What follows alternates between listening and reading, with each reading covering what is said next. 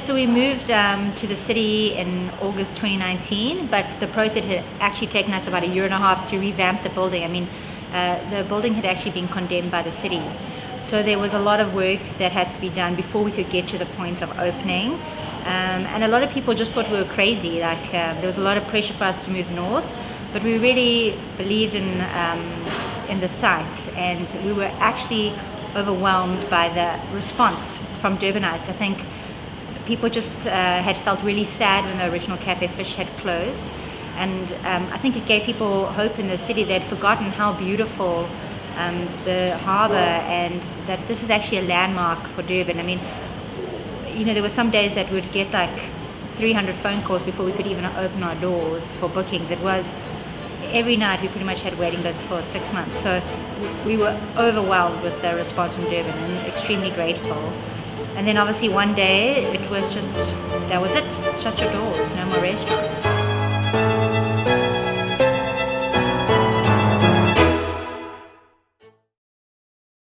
It took a little bit of a while to get used to.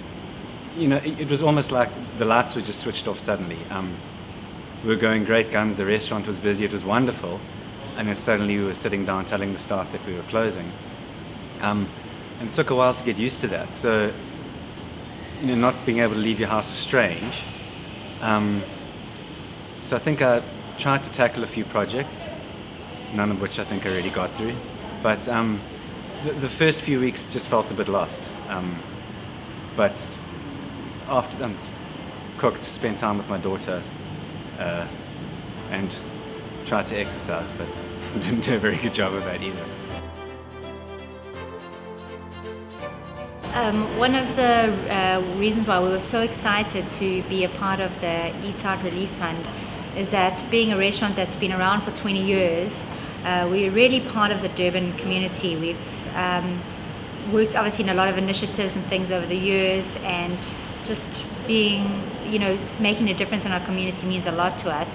So, you know, obviously just sitting with this empty shell of a restaurant, having a husband that was desperate to cook, but obviously financially it's quite a strain when you're not making an income to be making a difference. So when we were invited by Eatout to take part in the relief fund, it was really fantastic, because not only did it give us a chance to have something to work towards and to make a difference, but also opportunity to support our farmers who haven't been, you know, been able to supply the restaurants during this time, and also our staff.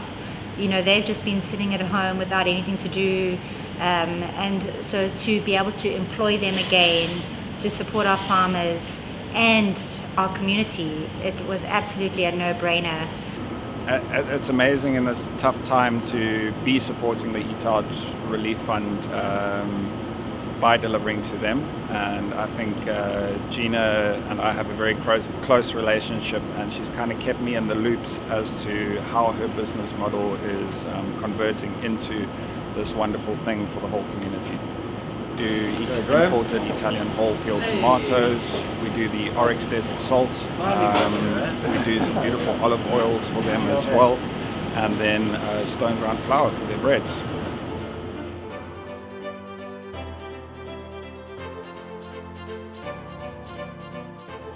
To make the food nutritious that we're sending to the Salvation Army, we call ourselves a soup kitchen, so we're making soup and bread. We've got another business where we make bone broth, Dr. Broth bone broth, which we've cooked especially to make the soup. So lots of fresh vegetables.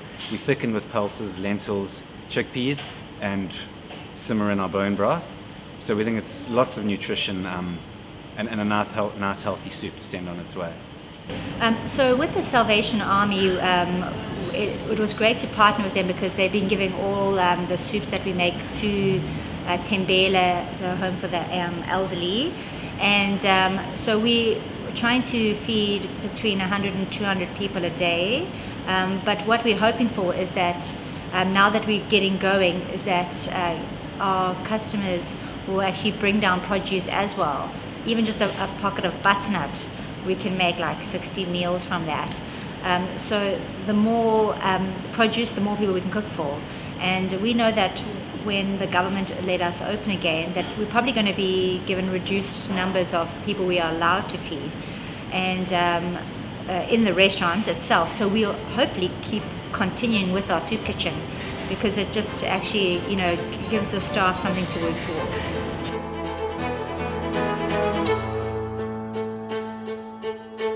Me, I'm just making the coffee. Hi, I'm Kamini, and today I'm here at 9th Avenue Waterside because this kitchen has turned into a soup kitchen with the help of the Eat Out Restaurant Relief Fund. They're making meals, delivering to the Salvation Army, which is the Tembele home for the elderly. And I wanted to know, as customers, how can people help? Produce, it can go a long way. So for example, a pocket of butternut, we can feed 100 people. A sack of potatoes, a sack of onions, we can feed 100 people. If people could even donate like 20 kgs of flour, we can make loaves of bread for 100 people. So we're just really hoping that people will drop off produce at the restaurants, and then we can use that towards sending food to the Salvation Army. It's really easy to help out the Eat Out Restaurant Relief Fund by bringing over whatever vegetables or flour you have, because as you can tell, a little bit goes a very, very long way.